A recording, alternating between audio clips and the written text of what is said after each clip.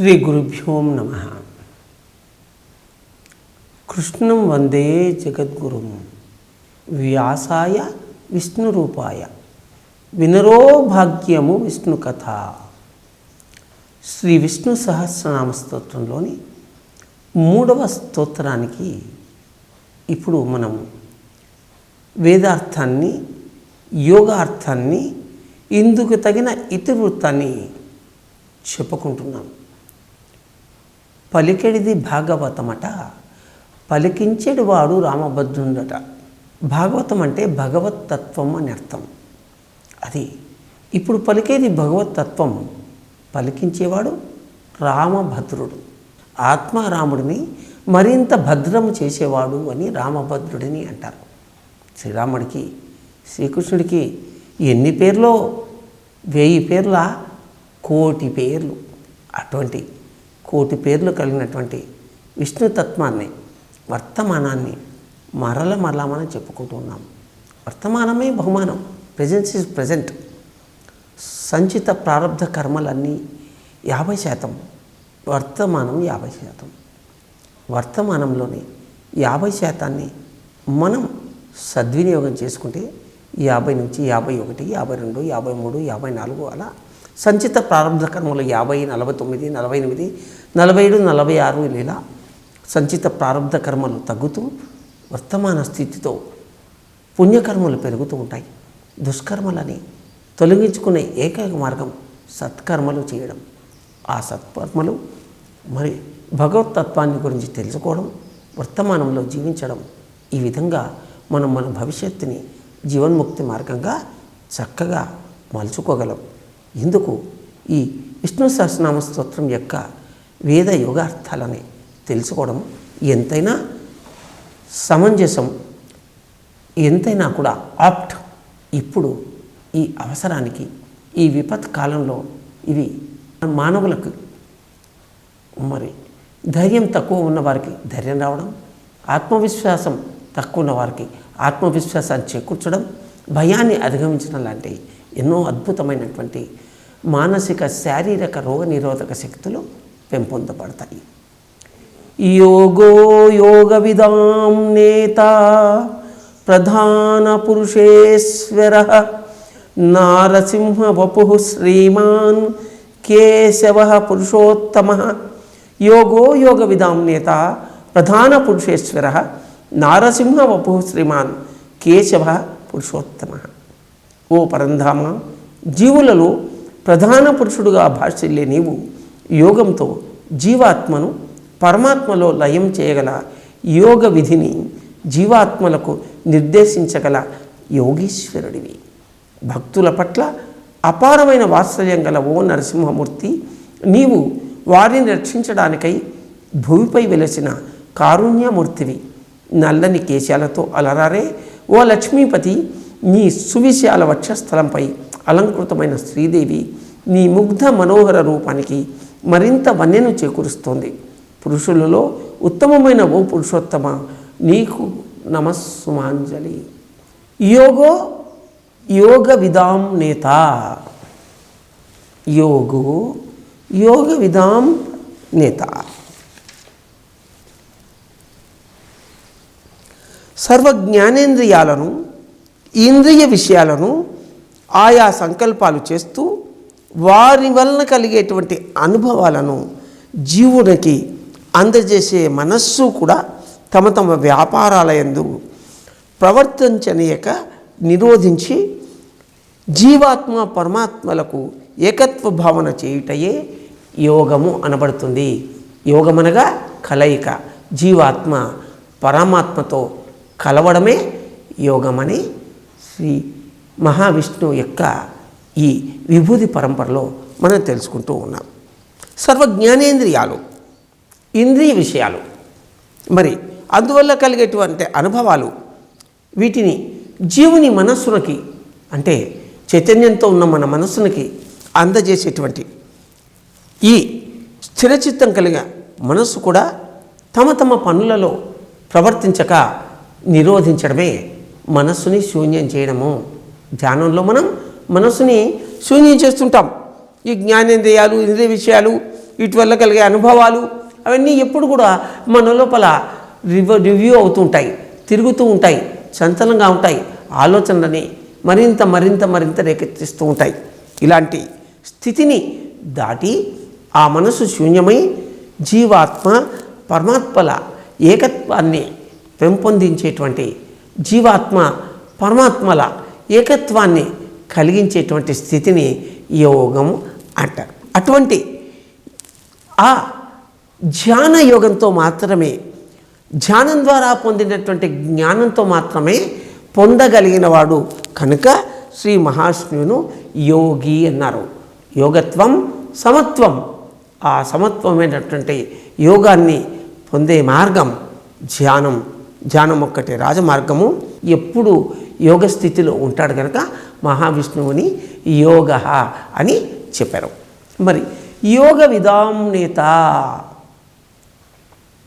జీవాత్మను పరమాత్మలో లయం చేయగల యోగ విధిని జీవాత్మలకు నిర్దేశించగల యోగీశ్వరుడు కనుక ఆయనని యోగ విధాంనేత అన్నారు.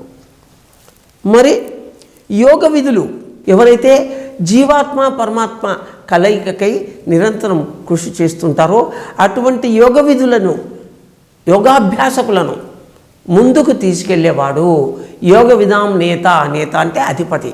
అటువంటి వారిని ముందుకు తీసుకెళ్లేవాడు కనుక ఈయనని యోగ విధాం నేత అని కీర్తించడం జరిగింది. లేని శుభం లేదు, కానీ అక్కడ శుభం వచ్చే యోగాన్ని కల్పిస్తాడు. శాంతము లేదు, శాంతం వచ్చేటువంటి వాటిని కలిగిస్తాడు కనుక ఈ యోగాన్ని అనన్యాం చింతయంతో మాం ఏ జనాః పర్యుపాసతే తేషాం నిత్యాభియుక్తానాం యోగక్షేమం వహామ్యహం. ఎవరైతే అనన్యమైన అక్షర పరబ్రహ్మాన్ని నిత్యం ఉపాసిస్తూ ఉంటారో, అనగా యోగ స్థితిలో జ్ఞానాన్ని, క్షరం కాని అవ్యయమైన జ్ఞానాన్ని తెలుసుకొని ఆచరించి బోధిస్తూ ఉంటారో, ఎవరైతే అట్టి మార్గంలో సుస్థితులై ఉంటారో అటువంటి యోగుల యొక్క నిత్య యోగక్షేమాలని నేను గమనిస్తాను, వారి యొక్క కుటుంబాలని నేను చూసుకుంటాను అని శ్రీకృష్ణ భగవానుడు మనకు ఒక గొప్ప హామీనిస్తున్నాడు. చాలామంది అనుకుంటూ ఉంటారు, ఈ పర్ణశాలలలో ఈ ఋషులు ఉంటారే, మరి పత్రిజీ జేబులో ఒక్క రూపాయి ఉండదే, ఏ విధంగా వీరు తిరగగలుగుతున్నారు, ఏ విధంగా వీరు చేయగలుగుతున్నారని. జ్ఞాన ప్రచారం, అహింస ప్రచారం చేసిన మొదట్లో పత్రిజీ ఎర్ర బస్సులో తిరిగారు. ఒకే ఒక్క ఫ్రెండ్ని ఎవరైనా వెంట పెట్టుకుని, లేదా ఒక్కడే వెళ్ళి ఆ బస్టాండుల్లో తెల్లవారుజామున బస్సు వచ్చే వరకు పుస్తకాలు, ఆధ్యాత్మిక పుస్తకాలు ఉండే ఒక సంచి, తన డ్రెస్సులు ఉండేటువంటి ఒక సూట్ కేసు పెట్టుకుని ఆ ఎర్ర బస్సులో ఎక్కి ప్రతి వారం పొద్దుటూరు, అనంతపురం, ఉరవకొండ, గుంతకల్, ఆదోని ఇలా తిరిగేవారు. ఆ పైన జ్ఞానం పొందినటువంటి ఎంతోమంది పిరమిడ్ మాస్టర్లు వారిని కార్లలో తీసుకెళ్ళేవారు. ఆ పైన సందర్భాన్ని బట్టి వారు విమానంలో వెళ్ళేవారు. ఇప్పుడు పత్రిజీ ఎక్కే విమానం, దిగే విమానం. మరి ఎలా సాధ్యమవుతుంది? 2 సంవత్సరాల కిందనో 3 సంవత్సరాల కిందనో ఆ వారు బుద్ధ పౌర్ణమి ఉత్సవాలను ఋషికేశ్లోనూ, మరి బెంగళూరు మైత్రేయ బుద్ధ మన ధ్యాన ఆశ్రయంలోనూ చేశారు. ఉదయం ఋషికేశ్, మధ్యాహ్నం బెంగళూరు, అలా 3 రోజులు తిరిగారు వారు. ఎలా సాధ్యమవుతుంది? దాన్ని యోగశక్తి అంటారు. లేని వసతిని కల్పించేది, లేని శుభాన్ని తెచ్చి ఇచ్చేది, అశాంతిని శాంతిగా మార్చేది. ఆ విధంగా మనల్ని తీసుకెళ్లేటువంటి వాడు ఆ యోగ విధామునేత. మరి అంతరిక్షంలో ఆ శ్రీమన్నారాయణుడు, భూమి మీద మన గురువు పత్రిజీ. వీరినే యోగ విధామునేత అంటారు. నారసింహ వపుః శ్రీమాన్. నారసింహ వపుః, భక్తుల పట్ల అపారమైన వాత్సల్యం గల ఓ నరసింహమూర్తి అని మహావిష్ణు విభూతిని కీర్తించుకుంటూ ఉన్నాం. నారసింహుడు అంటే ఏంటి? హిరణ్యకశిపుడు కోరరాని వరాలను కోరుతాడు బ్రహ్మని. ఈ హిరణ్యకశిపుడు ముల్లోకాలకు అధిపతి కావాలని, ముల్లోకాలను జయించాలనేటువంటి దృఢ సంకల్పంతో, అనంతమైనటువంటి కోరికతో బ్రహ్మను ఉద్దేశించి 3 సంవత్సరాలు ధ్యానం చేశాడు. ఆ 3 సంవత్సరాల ధ్యానం వల్ల ఒక గొప్ప శక్తి వెలువడింది. ఆ శక్తి కార్చిచ్చులాగా మారి 3 లోకాలను దహించి వేయడం మొదలుపెట్టిందిట. ఆ శక్తి అలా ఇలా భువర్లోకాన్ని దాటి సువర్లోకాన్ని అంటే స్వర్గాన్ని కూడా దాటింది. అది కాసేపట్లో మరి ఆ పైలోకాలకు కూడా వ్యాపిస్తూ ఉందేమో అన్నట్లుగా ఉందట ఆ వేడి. ఆ బ్రహ్మాండమైనటువంటి ఆ యోగాగ్ని, దీన్ని యోగాగ్ని అంటారు. ఆ యోగాగ్ని తట్టుకోలేక దేవేంద్రుడి దేవతలు ఎంతోమంది ఋషులు మునులు బ్రహ్మ దగ్గరికి పరిగెత్తారు. ఓ విధాత, ఈ యోగాగ్నిని, ఈ హిరణ్యకశిపుని యోగాగ్నిని తట్టుకోలేకపోతున్నాం, దీని నుంచి ముల్లోకాలను కాపాడు స్వామి అన్నారట. అప్పుడు బ్రహ్మ అన్నాడు, అతడు చాలా ఘోరమైనటువంటి తపస్సును చేస్తూ ఉన్నాడు. ఆ ధ్యానంలో వెలువడినటువంటి ఈ ధ్యానాగ్ని, ఈ యోగాగ్ని ముల్లోకాలను దహించి వేయడంలో ఏమాత్రం అతిశయోక్తి లేదు. కానీ అతడు చాలా అత్యంత కఠినమైనటువంటి నికృష్టమైనటువంటి ఈ సృష్టికి కీడు చేసేటువంటి వరాలను కోరతాడు. అందుకని అతనికి ప్రత్యక్షం అవుదామా అవద్దా అని నేను సంశయిస్తున్నాను అని బ్రహ్మదేవుడు అన్నాడు. అప్పుడు దేవతలు ఋషులు మునులు అన్నారు కదా, ఆ తర్వాత వచ్చే కీడుని గురించి మళ్ళీ ఆలోచించుకుందాం, ప్రస్తుతం 3 లోకాలు దహనం కాకుండా కాపాడు అని బ్రహ్మని వేడుకున్నారు. చూడండి, మన శరీరంలో మనకు ఏదైనా బాధ కలిగితే, వేడి కలిగితే మనం ఏమనుకుంటాం, ముందు ఆ బాధ నుంచి, వేడి నుంచి బయటపడదాం, బతుకుంటే బలసాకు తింటాం, తర్వాత మళ్ళీ మిగతా విషయాలను ఆలోచిద్దాం అన్నట్లుగా. అప్పుడు దేవతలు ఋషులు కూడా ప్రస్తుతం ఈ యొక్క దుష్పరిణామాన్ని నివారించడానికి నువ్వు హిరణ్యకశిపుడికి ప్రత్యక్షం కావడం ఒక్కటే మార్గం అని చెప్పారు. అప్పుడు ఆ బ్రహ్మ హిరణ్యకశిపుడికి ప్రత్యక్షం అయ్యాడు. వరాలు కోరుకోమన్నాడు. నాయనా హిరణ్యకశిప, ఓ మనవడా, నువ్వు నన్ను తృప్తిపరిచావు, వరం కోరుకో అంటే, విధాత, ఓ తాత, నాకు మరణం లేకుండా వరం ఇవ్వు అన్నాడు హిరణ్యకశిపుడు. అప్పుడు అన్నాడు, పుట్టిన జీవి గిట్టక మానవదు, ప్రతి ఒక్కరూ ఈ భూమి నుంచి వెళ్ళిపోవలసిందే, కనుక అటువంటి వరం కాదు, కుదరదు, ఇవ్వడానికి వీలు లేదు, మరేమైనా కోరుకోమన్నాడు. అప్పుడు అతడు కోరుకున్న వరం ఏంటి, నేను తల్లిదండ్రుల వల్ల పుట్టిన వారితో చంపబడకూడదు, మరి మనిషితో కానీ జంతువుతో కానీ చంపబడకూడదు, పగలు కానీ రాత్రి కానీ చంపబడకూడదు, ఒక నిర్మాణం లోపల కానీ బయట కానీ చంపబడకూడదు, ఆయుధంతో చంపబడకూడదు. తథాస్తు అని ఆ వరాలు ఇచ్చారు. మరి ఆ వరగర్వితుడే అతడు ఇంద్రుడిని, నవగ్రహాలను, అష్టదిక్పాలకులను తమ పదవి నుంచి తొలగించి తనకు దాసులుగా చేసుకున్నాడు. ఆ పైన ఎంతోమంది మునులను, ఋషులను వాళ్ళ యొక్క జప తప యాగ యజ్ఞాలని చేసుకోకుండా అడ్డుకున్నాడు. ఎంతోమందిని చంపాడు. హిరణ్యకశిపుడు వెళ్ళిపోవలసినటువంటి కాలం వచ్చింది, పోగాలం దాపురించింది, ఇంకా ఎవరు దాన్ని అడ్డుకోలేరు. పోయే కాలం వచ్చినప్పుడు ఎవడైనా పోవాల్సిందే. హిరణ్యకశిపుడికి పోయే కాలం వచ్చింది. హిరణ్యకశిపుడికి పోయే కాలం వచ్చినప్పుడు ఏమైంది, ప్రహ్లాదుడు అతడి కుమారుడు, అతడే ఇతడి చావుకు కారణభూతమైంది. కౌరవుల చావుకు వారి కుటుంబంలో ఉన్నటువంటి పాండవులు కారణమయ్యారు. హిరణ్యకశిపుని చావుకు మరి అతని కొడుకు ప్రహ్లాదుడు కారణమయ్యాడు. రావణుని చావుకు తమ్ముడు విభీషణుడు మార్గదర్శకం చేశాడు శ్రీరామచంద్రుడికి. అంటే మన లోపలనే దుర్మార్గుడు ఉన్నాడు, సన్మార్గుడు ఉన్నాడు, మన లోపలనే రాక్షసుడు ఉన్నాడు, మన లోపలనే దేవుడు ఉన్నాడు. అసురుడు మనలోనే ఉన్నాడు, సురుడు మనలోనే ఉన్నాడు, బయట ఏదీ లేదు, అంతా లోపలే ఉంది అని మనం తెలుసుకోవాలి. అప్పుడు శ్రీమన్నారాయణుడు శతకోటి దరిద్రాలకి అనంత కోటి ఉపాయాలు అనే సామెత, శతకోటి దరిద్రాలకి అనంత కోటి ఉపాయాలు అని సామెత. అప్పుడు శ్రీమన్నారాయణుడు నరసింహ రూపుడయ్యాడు. ఇందుగలడు అందు లేడని సందేహము వలదు, ఎందెందు వెతికి చూచినా అందందే గలడు దానవాగ్ని వింటే అంటాడు ప్రహ్లాదుడు.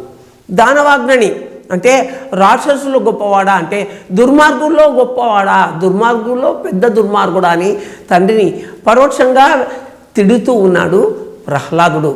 దానవాగ్ని వింటే, ఏదైనా మంచి చెప్తే ఎవరైనా వింటే కదా, నువ్వు వింటే చెప్తాను నేను, వినకపోతే ఎవరేం చెప్తారు నీకు. చూడండి ఎంత గొప్పగా ఒక భక్తుడు, ఒక జ్ఞాని, ఒక యోగేశ్వరుడైనటువంటి ప్రహ్లాదుడు తండ్రిని ఎంత సునిశ్చితంగా మందలిస్తూ ఉన్నాడు.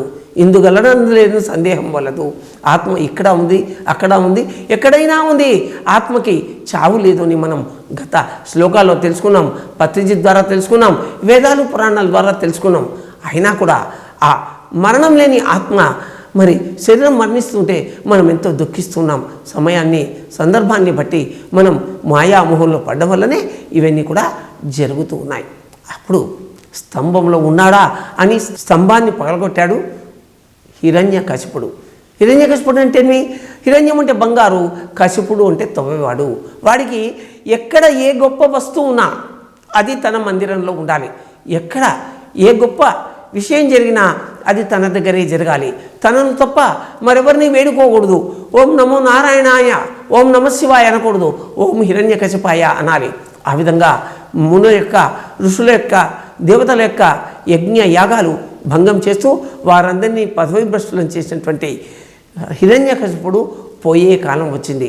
స్వామి తల సింహం, శరీరం అంతా మానవ శరీరం కనుక తల్లి కడుపులో జన్మించిన వాడు స్తంభం నుంచి జన్మించాడు. మనిషి కాదు, జంతువు కాదు, నారసింహుడు.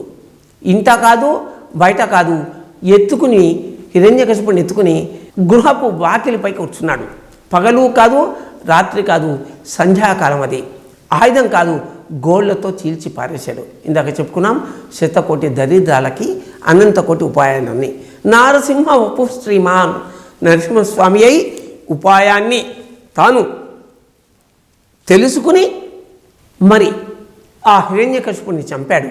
ప్రహ్లాదుని యొక్క ప్రార్థన వల్ల, లక్ష్మీదేవి వచ్చి చేరడం వల్ల ఆ ఉగ్ర నరసింహమూర్తి శ్రీమాన్ లక్ష్మీదేవితో కూడినవాడై శాంతిని పొందాడు. నారసింహ వపు శ్రీమాన్. దీని గురించి మనం తెలుసుకోవాల్సింది ఏంటి? ఎంత ఆవేశమునా, ఎంత ఉగ్రత్వమునా వెంటనే మనం ధ్యానంలో కూర్చుంటే మనకు ప్రహ్లాదునిలాగా ప్రశాంతత కలుగుతుంది, లక్ష్మీదేవిలాగా సంపద కలుగుతుంది అని తెలుసుకోవాలి. ప్రధాన పురుషేశ్వర, ఈయన ప్రధాన పురుషేశ్వరుడు, కేశవుడు, పురుషోత్తముడు. కేశవ చూడండి, కేశవుడు అంటే చక్కటి తల వెంట్రుకలు కలవాడు. కేశములు అంటే వెంట్రుకలు, తల వెంట్రుకలు కలవాడు అని అర్థం కేశవ అంటే.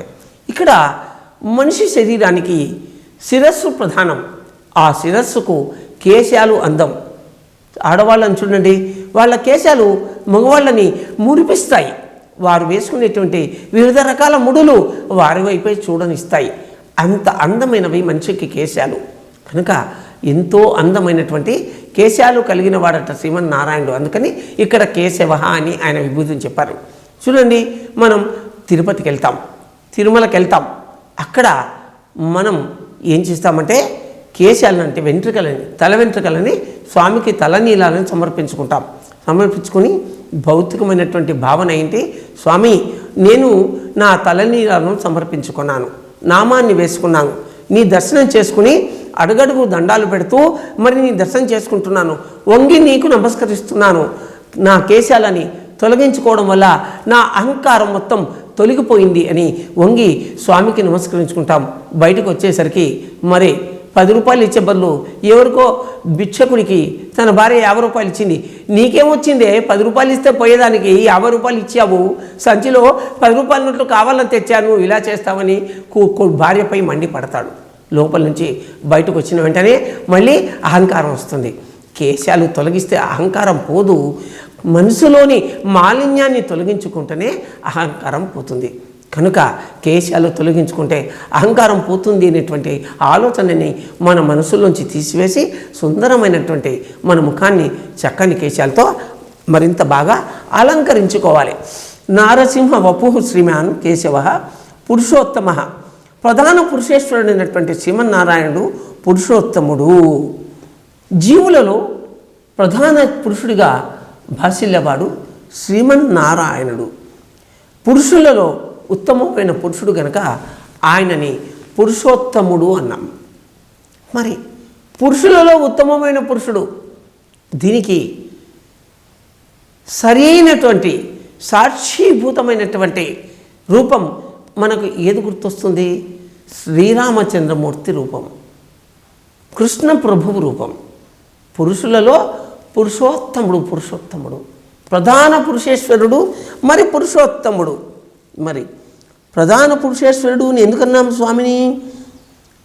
ప్రకృతి అనే మాయ, పురుషుడనే జీవుడు రెండు కలిసి మానవ జీవనం నడుస్తూ ఉంటుంది. దీన్నే చైతన్య శక్తి అంటాం మనం. మరి ప్రధాన పురుషేశ్వరుడుగా మరి ఆ శక్తి అయినటువంటి స్త్రీని, చైతన్యమైనటువంటి పురుషుణ్ణి, ఈ చైతన్య శక్తిని మాయ అనే స్త్రీ, ప్రకృతి అనే స్త్రీ, మరి మోహం అనేటువంటి పురుషుడు వారి వారి పనులను వారు చక్కగా ఆ మాయా మోహంతోనే చేసుకునేట్లు ప్రకృతి పురుషులని నడిపించేవాడు, ఉద్బోధించేవాడు, ఆదేశించేవాడు, వారికి కర్మలను కేటాయించేవాడు కనుక ఆయనని ప్రధాన పురుషేశ్వర అన్నాడు. ఈశ్వరుడు సమస్త జీవులకు ఆహారాన్ని ఇచ్చేవాడు కనుక ఆయన్ని ఈశ్వరుడు అని కూడా అన్నారు. హరినారాయణుడు అంటే మనకు సరైనటువంటి కర్మలను కేటాయించి ఆ కర్మల ద్వారా మనం ఆహారాన్ని, ధనాన్ని సంపాదించుకునే అవకాశాన్ని ఇస్తున్నాడు కనుక ఆయనని ప్రధాన పురుషేశ్వరుడు అన్నాం. అట్లే పురుషోత్తముడు అన్నాం. ఈ విధంగా జీవుల కర్మలన్నీ నిర్దేశించేవాడు. ఆ కర్మల ద్వారా సుకర్మలు చేయించి వారి దుష్కర్మలను లయం చేయించి వారిని జీవన్ముక్తి పథం వైపు నడిపించేవాడు. ఆయననే పురుషోత్తముడు అన్నారు. ఎంత బాగా చెప్పారు చూడు పురుషోత్తముడు గురించి. మహానుభావ మార్తాండ తేజ. మరి పురుషోత్తముడు అని నిన్ను చెప్పుకోవడం వల్ల ఇక్కడ పురుషులలో చేతనత్వంలో తత్వాల్లో ఉత్తముడైన వాడు పురుషోత్తముడు. నేను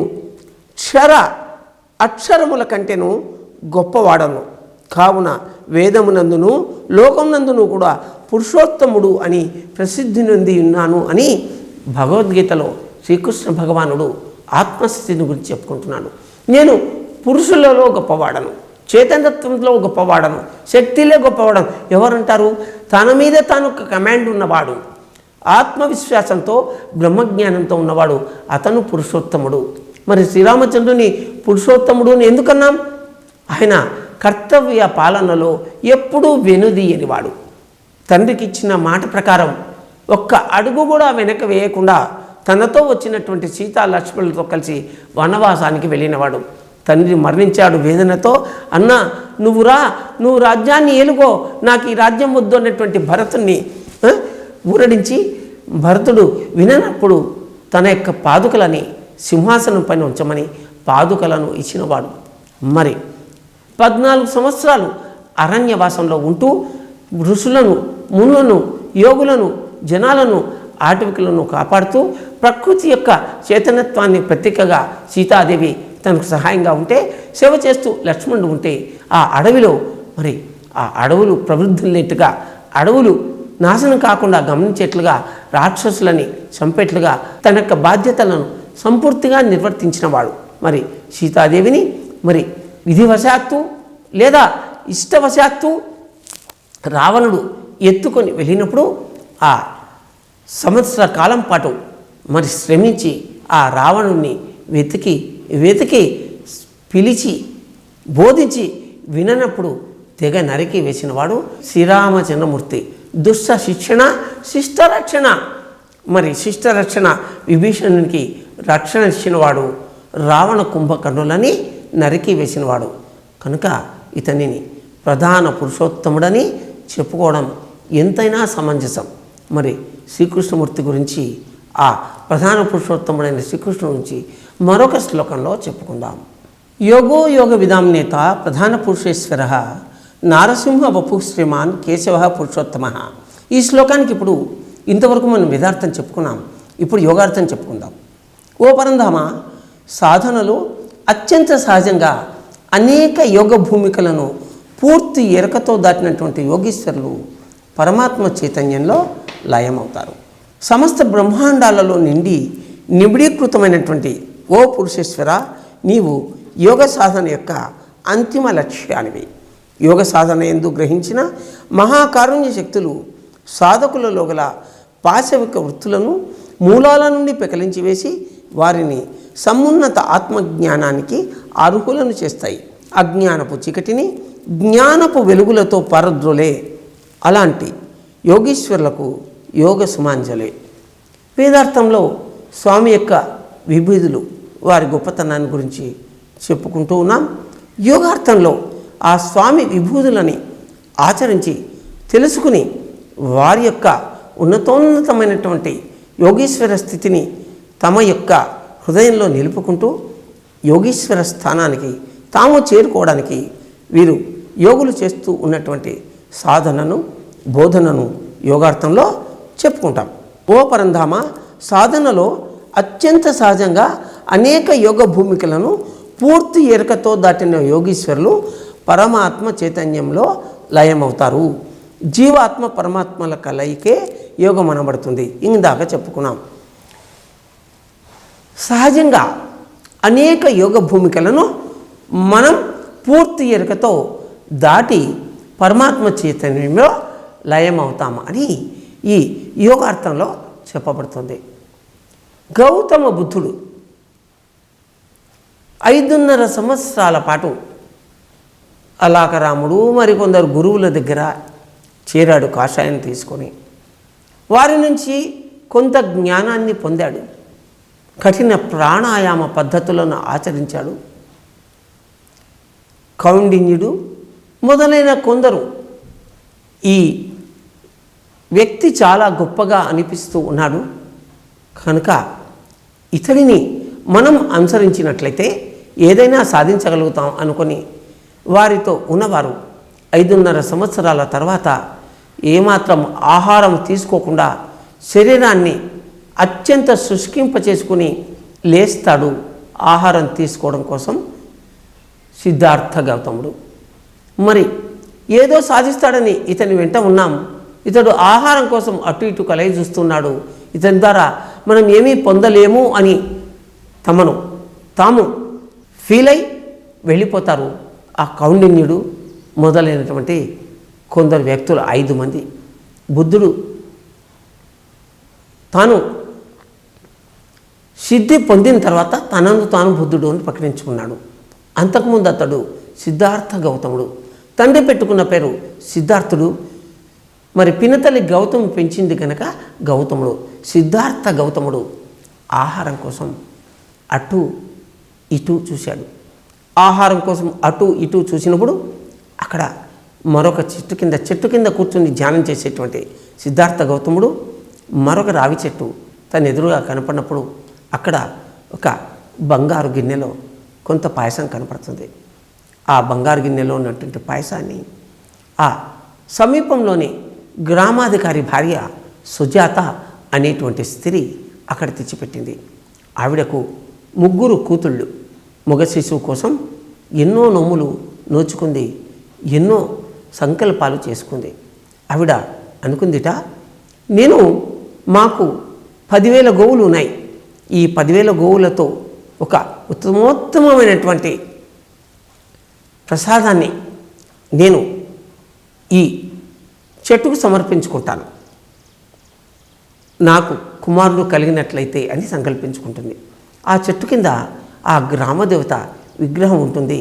ఆ గ్రామస్తులు ఆ గ్రామదేవత విగ్రహం దగ్గర కొలువు చేసుకునేవాళ్ళు. అప్పుడు కుమారుడు కలిగాడు ఆ సుజాతకు.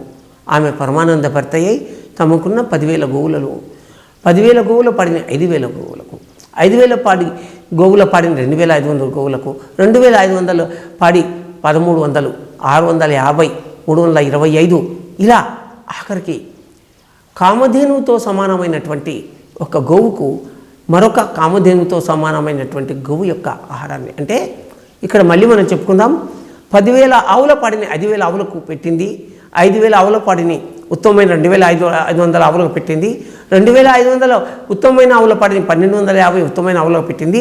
అలా ఆఖరికి కామధేనుతో సమానమైన ఉత్తమోత్తమైన ఆవు ఆ క్షీరాణాన్ని పెట్టి ఆ ఆవు ఇచ్చిన పాలతో అమృతం వంటి పరమాణాన్ని తయారు చేసి ఈ గ్రామదేవత ఉన్నటువంటి చెట్టు కింద పెట్టింది. మరి ఈ ఉత్తమోత్తమైనటువంటి ఆహారాన్ని సాధారణ మానవులు ఎవరూ తీసుకోలేరు. ఏ పుణ్యపురుషుడు, ఏ పుణ్యశ్రీ దీనిని గైకొంటుందో చూద్దామని ఆమె మరొక చెట్టు చాటు నుంచి చూస్తుంది. 5.5 సంవత్సరాలు ఆహారాన్ని త్యజించి లేచినటువంటి సిద్ధార్థ గౌతముడు తన స్నేహితులు వెళ్ళిపోయినా కూడా పట్టించుకోకుండా ఎదురుగా ఈ గ్రామదేవత ఉన్నటువంటి చెట్టు కింద ఉన్నటువంటి బంగారు గిన్నెలో ఉన్నటువంటి పాయసాన్ని తనివి తీరా తాగాడు. అప్పుడు ఆ సుజాత మరొక చెట్టు చాటు నుంచి వచ్చి ఆయన పాదాలకు నమస్కరించి, స్వామి, మీ చుట్టూ అనంతమైనటువంటి వెలుగు ఉంది. చూస్తే తాము సంవత్సరాల తరబడి ఆహారం తీసుకోకుండా బక్క చిక్కి ఉన్నారు. ఈ ఆహారాన్ని తాము గైకొనడం నాకెంతో ఆనందాన్ని ఇచ్చింది. నా జన్మ ధన్యమైంది. చూడబోతే మీరెంతో మహానుభావులుగా ఉన్నారు, చెప్పండి అంటే, ఆనంద సిద్ధి కోసం యోగతత్వాన్ని నేను అభ్యసిస్తూ ఉన్నాను. నేను కృతకృత్యుడను కాలేదు కనుక నేను కృతకృత్యుని కావడం కోసం ఆహారం అవసరమేమో ఆహారాన్ని త్యజించి శరీరాన్ని, వజ్రకవచంగా ఉండవలసినటువంటి శరీరాన్ని, యోగ శరీరంగా ఉండవలసిన శరీరాన్ని నేను ఇబ్బంది పెట్టాను. ఈ శరీరం ఎంతో గొప్పది, ఈ దేహం దేవాలయం, ఈ పురాన్ని నేను కాపాడుకోవాలి, నేను దీన్ని కాపాడుకోవాలని ఈ ఆహారాన్ని తీసుకున్నాను. స్వామి, తాము సిద్ధి పొందిన తర్వాత మా గ్రామానికి ఇచ్చేసి నా యొక్క ఆతిథ్యాన్ని తీసుకోవాలంటే ఆ బుద్ధుడు ఆనందంగా తల ఊపాడు. ఆ తర్వాత ఆయన మరి అత్యంత సహజంగా యోగ భూమికని తాను దాటాడు. ఇలా కఠినతర ప్రాణాయామాలన్నీ కూడా వదిలిపెట్టి అత్యంత సహజంగా ఉన్నటువంటి శ్వాస మీద ధ్యాసని అభ్యసించాడు. అలా 5 జాములలో ఆయన మొదటి జాములో తనను తాను తెలుసుకున్నాడు, రెండవ జాములో తన గత జన్మను తెలుసుకున్నాడు, మూడవ జాములో తన అనేక జన్మలను తెలుసుకున్నాడు, 4వ జాములో యోగ సిద్ధిని పొందాడు, 5వ జాములో బుద్ధుడయ్యాడు. కనుక సాధనలో అత్యంత సహజంగా అనేక యోగ భూమికలను పూర్తి ఎరుకతో దాటిన యోగీశ్వరులు ఒకప్పుడు బుద్ధుడు, ఆ పైన జీసస్ క్రైస్ట్, ఆ పైన మహమ్మద్ ప్రవక్త, ఆదిశంకర్లు, రామానుజాచార్యులు, మధ్వాచార్యులు, వేమన, వీరబ్రహ్మేంద్ర స్వామి, రాఘవేంద్ర స్వామి, పత్రిజీ. ఇలా ఈ కాలంలో సహజ స్థితితో అనేక యోగ భూమికలను దాటినవారు ఓషో లాంటి మహాత్ములు. అటువంటి యోగీశ్వరులు పరమాత్మ చైతన్యంతో లయమవుతారు. జీవుడు దేవుడు అని తెలుసుకుని జీవాత్మ పరమాత్మ కలయికనే యోగం అనబడుతుంది. కనుక ఆ యోగం తాము పొంది ఆ యోగ స్థితిని తాము అద్భుతంగా పూర్తి ఎరుకతో దాటి పరమాత్మ చైతన్యంలో లయమయ్యారు కనుకనే వారిని పరమ గురువులు అన్నాం. కనుక ఈ జీవాత్మ పరమాత్మల కలయిక యోగం అనబడుతుంది అని మనం ఈ ఇతివృత్తం ద్వారా, బుద్ధుని ఇతివృత్తం ద్వారా తెలుసుకున్నాం. మరి యోగసిద్ధి పొందకముందు బుద్ధుడు జీవాత్మ, యోగసిద్ధి పొందిన తర్వాత అతడు పరమాత్మ. అతడు దివ్యజ్ఞాన ప్రకాశాన్ని పొందిన తర్వాత, ఆ స్థితిని అనుభవించిన తర్వాత, దానిని బోధించే శక్తి కలిగిన తర్వాత తనను తాము బుద్ధుడు అని అనిపించుకున్నాడు. ఆ తర్వాత ఆ బుద్ధుడి దగ్గరికి కౌండిన్యుడు మొదలైనటువంటి ఆ శిష్యులు వారే వచ్చి చేరారు. ఎంత భాగ్యమో, ఎంత సౌఖ్యమో! యోగ మార్గం ఎంత సుశిక్షితమైనటువంటి ఆనంద మార్గం! ధ్యానయోగం, జ్ఞానయోగం. బుద్ధుడు ప్రతిపాదించిన ఈ ఆనాపానసతి మార్గాన్ని పత్రిజీ శ్వాస మీద ధ్యాసగా ఈ ప్రపంచానికి సమర్పించారు.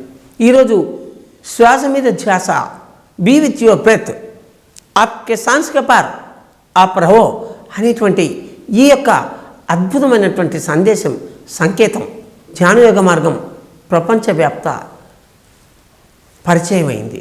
ప్రతి ఒక్కరూ ఈ కరోనా కాలంలో ధ్యానం చేస్తూ అహింసతో ఉంటూ శాకాహారాన్ని తీసుకోవడానికి మరింత ముందుకు వస్తున్నారు. ఒకప్పుడు మనం ఊరూరా వాడవాడ తిరిగి ధ్యానం ప్రచారం చేసేవాళ్ళం.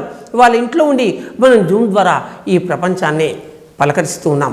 ఈ పిఎంసి ద్వారా, పిరమిడ్ మెడిటేషన్ ఛానల్ ద్వారా ఎన్నో భాషల్లో ఈ ప్రపంచానికి మనం మరింత దగ్గర అయ్యాం. మరి ఈ పిఎంసి ఈ 2 సంవత్సరాల్లోనే ఎందుకు ఇంత వెళ్ళునుకుంది? మరి కరోనా కాలంలో ఈ పిఎంసి మనకు ఒక అయాచిత వరమైంది, ఒక జ్ఞాన భూమికగా మారింది, ఒక వేద భూమికగా మారింది, ఒక సత్యధర్మ భూమికగా మారింది. జయ హో పిఎంసి. సమస్త బ్రహ్మాండాలలో నుండి నిబిడీకృతమైనటువంటి వాడు పురుషేశ్వరుడు. యోగ సాధన యొక్క అంతిమ లక్ష్యం అతడే. ఆ మహావిష్ణువు యోగ సాధన యందు తాను సాధించినటువంటి అనేక యోగ స్థితులను ఈ ప్రపంచానికి బుద్ధుడు, పత్రిజీ ఇలాంటి వారి ద్వారా మనకు అందజేశాడు. యోగ సాధనలో మనం గ్రహించినటువంటి మహాకారుణ్య శక్తులు సాధకులలో గల అంటే మనలో గల పాశవిక వృత్తులను మూలాల నుండి పెకలించి వేసి మనని సమున్నత ఆత్మజ్ఞానానికి అర్హులను చేస్తాయి. అజ్ఞానపు చీకటిని జ్ఞానపు వెలుగులతో పారద్రోలుతాయి. అలాంటి యోగీశ్వరులకి యోగ సుమాంజలి. చూడండి, సమస్త బ్రహ్మాండాల్లో నిండి నిబిడీకృతమైనటువంటి వాడు ఆ పురుషేశ్వరుడు, ఆ పురుషోత్తముడు. 14 భువనాలకు అధిపతి. కానీ తనను తాను కుంచుకుని తనను తాను తక్కువ చేసుకుని ఆయన మత్స్య అవతారం, కూర్మ అవతారం, వరాహావతారం, నరసింహ అవతారం, వామన అవతారం, పరశురామవతారం, రామావతారం, బలరామావతారం, కృష్ణావతారం, బుద్ధావతారం, యోగావతారం, కల్కి అవతారం. మరి ఇదే కాక మరిన్ని అనంతమైనటువంటి అవతారాలని తనను తాను తక్కువ చేసుకుని మరి ఈ భూమి మీద అనేక భూములలో జన్మించాడు. ఆ ప్రధాన పురుషేశ్వరుడు అనేటువంటి సమస్త బ్రహ్మాండాల్లో నిండినటువంటి శ్రీమన్నారాయణుడు. రాముడై అనేక కష్టాలు పడ్డాడు, కృష్ణుడై అనేక తిట్లు తిన్నాడు, బలరాముడై మహాబలవంతుడయ్యాడు, కపిలుడై సాంఖ్యాన్ని బోధించాడు, పరశురాముడై 21 సార్లు క్షత్రియ వంశాలని తెగ నరికాడు, శ్రీకృష్ణుడై భగవద్గీతను ప్రతిపాదించాడు, మరి మహాభారత యుద్ధానికి కారణభూతమయ్యాడు. మరి ఈ సమస్త బ్రహ్మాండాల్లో నిండి నిబిడీకృతమైనటువంటి ఈ ప్రధాన పురుషేశ్వరుడు ఇతడు యోగ సాధనకు అంతిమ లక్ష్యం. తాను యోగ భూమికలను నిర్వహించి మనల్ని ఆచరించమన్నాడు. ఒక రాముడిగా, కృష్ణుడిగా, జీసస్గా, మహమ్మద్గా, బుద్ధుడిగా, ఓషోగా, పత్రిజిగా తాను యోగ భూమికలను నిర్వహించి తాను యోగి అయి అందరినీ యోగులుగా మారమన్నాడు. తాను యోగేశ్వరుడై అందరినీ బోధకులుగా మారమన్నాడు. పత్రిజీ చూడండి, ఆయన శిష్యులను తయారు చేయలేదు, గురువులను మాత్రమే తయారు చేశాడు. ప్రధాన పురుషేశ్వరుడై పత్రిజీ మనందరినీ యోగీశ్వరులుగా, గురువులుగా తయారు చేశాడు. మరి ఇదంతా కూడా ఈ మహామహులు ఎందుకు చేస్తారు? ఏమి అవసరం? ఎందుకంటే మనుషులలోని పాశవిక వృత్తులను మూలాల నుంచి పెకలించి వేసి వారిని సమున్నత ఆత్మజ్ఞానాన్ని అర్హులకు చేస్తారు. వాళ్ళు దుర్మార్గులు, దుష్టులు, హంతకులు కూడా ఒక జ్ఞాన వీచికతో చాలు జ్ఞానాగ్ని దగ్ధ క్రమాణం, జ్ఞానము అనే అగ్నితో తమ కర్మల్ని దగ్ధం చేసుకుంటారని చెబుతున్నారు ఈ యోగార్థంలో లక్ష్మీ సుబ్రహ్మణ్యం గారు. మరి ఈ దుర్మార్గులు, దుష్టులు ఎలా మారగలుగుతున్నారు? గురువులు తలుచుకుంటే ఏం చేస్తారంటే కాలుడిని కాళిదాసుని చేస్తారు, ఎరుకల వాడిని ఏకలవ్యుడిని చేస్తారు, అంగుళిమాలుడిని బుద్ధుడిని చేస్తారు. ఈ పాశవిక వృత్తితో 999 మందిని తెగ నరికి వారు అంగుళీయాలని తమ యొక్క మెడలో వేసుకున్నవాడు, వారి యొక్క బొటన వెలుని తన మెడలో వేసుకున్నవాడు, అందుకే అతడికి అంగుళీమాలుడు అని పేరు. అతడు ఒక పరమ దుర్మార్గుడు. ముఖం వికారంగా రాక్షసునిలాగా ఉంది, పెదవుల్లో కూరల్లాగా ఆ ఉబ్బి ఉన్నాయి, నల్లటి శరీరం, పులి చర్మం, ఒళ్ళంతా చెమట వాసన. ఎవరైనా కనపడితే చాలు, ఎదురు పడితే చాలు వారిని తిట్టడం, కొట్టడం, ఎదురు చెప్తే చంపడం. ఇలా 999 మందిని అతడు చంపిన అత్యంత నీచ పాశవిక వృత్తి కలిగిన వాడు ఈ అంగుళీమాలుడు. ఈ అంగుళీమాలుడు మరి బుద్ధుడు ఉన్నటువంటి ఆశ్రమానికి దగ్గరలో ఉన్న అడవిలో సంచరిస్తూ ఉన్నాడని మగధరాజు బింబిసారుడు తెలిసింది. ఈ మగధరాజు బింబిసారుడు జంతు బలితో యజ్ఞాలు చేస్తూ ఉంటే బుద్ధుడు వాటిని ఆపి సాత్వికమైనటువంటి వస్తువులతోనే యజ్ఞం చేయి, ధ్యానం చేయి అని అని చెప్పినప్పుడు ఆనాపానసతి ధ్యానం చేసి ఆ బింబిసారుడు బుద్ధుడికి ముఖ్య శిష్యుడయ్యాడు. ఆ బింబిసారుడు తన రాజధాని మగధ నగరంలో పాటలీపుత్రం వెలుపల ఒక గొప్ప ఆరామాన్ని నిర్మించి ఇచ్చాడు బుద్ధుడికి. మరి వర్షాకాలంలో చాతుర్మాస్యం 4 నెలలు బుద్ధుడు అక్కడే ఉండేవాడు ప్రతి సంవత్సరం. అలాగా బుద్ధుడు 16 సంవత్సరాలు చాతుర్మాసం అక్కడ చేశాడని తెలుసుకున్నాం మనం బుద్ధుని యొక్క కథలో. ఈ విషయం అంగుళీమాలుడు ఆ సమీప అరణ్యంలో సంచరిస్తూ ఉన్నాడు అని తెలిసినప్పుడు బింబిసారుడు బుద్ధుడికి వచ్చి వారి దర్శనం చేసుకుని, మహానుభావ, రాత్రిపూట తమరెవరూ తోడు లేక ఆ అడవిలోకి వెళ్తూ ఉంటారు, దయచేసి వెళ్ళకండి అన్నాడు. బుద్ధుడు చిరునవ్వు నవ్వాడు. కానీ ఆశ్రమంలోంచి సూక్ష్మ రూపంలో బయటకు వచ్చి అడవిలోకి వచ్చేసరికి తన నిజ రూపాన్ని ధరించేవాడు. ఆ సంగతి తెలుసుకుని కొంతమంది గూఢచారులని, రక్షక భటులని పరోక్షంగా బుద్ధుని రక్షించడానికి పెట్టాడు. కానీ వారందరికీ దొరకక కీకారణ్యంలోకి వెళ్ళాడు. ఒకరోజు బుద్ధుడు ఆగు అని వినపడింది.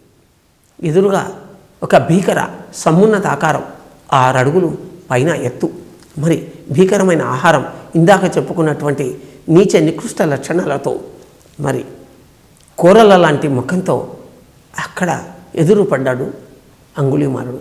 ఎవరు నువ్వు అని ప్రశ్నించాడు బుద్ధుడిని. చిరునవ్వు. ఎక్కడి నుంచి వచ్చావు? చిరునవ్వు. భయం లేదా? చిరునవ్వు. నన్ను చూసి అందరూ వణికి సగం మంది గుండెకి చనిపోతారే, నీకేం అనిపించలేదా? చిరునవ్వు. అలా ఎన్నో ప్రశ్నలతో బుద్ధుడిని విసిగించాడు. ఆ కళ్ళలోని కాంతికి, శక్తికి బుద్ధుడిని తాకలేకపోయాడు. అప్పుడు చివరికి అతనిలో జ్ఞానోదయమై, నువ్వు బుద్ధుడివా అని అడిగాడు. అప్పుడు చిరునవ్వుతో తల ఊపాడు బుద్ధుడు. వెంటనే స్వామి పాదాల మీద పడ్డాడు. ఆ స్వామి అతడిని 2 బాహువులని పట్టుకుని లేచి నిలబెట్టి, నాయనా, నువ్వు నాతో వస్తావా అని అడిగాడు. 999 మందిని ఇంతవరకు నేను చంపి వారు బుటన వెళ్ళని నా మెడలో వేసుకున్నాను. నిన్ను చంపితే 1000వ వాడి అవుతావు అని అంతకుముందు అని ఉన్నాడు అతను. ఇప్పుడు అవన్నీ గుర్తు చేయక, నువ్వు ఎందుకు 999 మంది చంపావు అని అడగక, నువ్వు నా వెంట వస్తావా అని అడిగాడు. అతని కళ్ళలోని ఆకర్షణకు లొంగిపోయినటువంటి అంగుళీమాలుడు, స్వామి, మీ వెంట రావాలని నా అంతరాత్మ చెబుతుంది, కానీ బింబిసారుడు నన్ను వదలడు, నన్ను చూస్తేనే ముందు తీసుకెళ్ళి ఉరికంబం ఎక్కిస్తాడు అన్నాడు. నువ్వు నా వెంటరా, నిన్ను కాపాడేటువంటి బాధ్యత నాది అని బుద్ధుడు అతని కూడా సూక్ష్మరూపాన్ని కల్పించి తాను సూక్ష్మరూపుడై తన ఆశ్రమంలో తీసుకెళ్ళాడు. పక్కన ఉన్న ఒక ప్రధాన శిష్యుని పిలిచి, ఈ వ్యక్తిని తల గొరిగించి అభ్యంగన స్నానం చేయించి కాషాయం తొడిగి 40 రోజులు ధ్యానం చేయించి నా దగ్గరికి తీసుకురా అని అడిగాడు. ఆ శిష్యుడు అలాగే అతని తల గొరిగించి కాషాయం వేయించి ఆనాపానసతి ధ్యానాన్ని బోధించి ఒక గుహలో కూర్చోబెట్టాడు. ఆ 40 రోజులలో అతడు తన పూర్వాశ్రమాన్ని వదిలి బుద్ధునిని ఆలంబనంగా చేసుకుని శ్వాస మీద ధ్యాస పెట్టాడు. 40 రోజుల్లో అతడు గొప్ప దివ్యజ్ఞాన ప్రకాశాన్ని పొందాడు. వచ్చి బుద్ధుడికి నమస్కరించాడు. బుద్ధుడు పక్కన కూర్చోబెట్టుకుని చిరునవ్వుతో ఉన్నాడు. అప్పుడు బింబిసారుడు లోపలికి వచ్చాడు. స్వామి, తాము ఎంత చెప్పినా కూడా రాత్రిపూట అడవిలోకి పోవడం మానలేదు.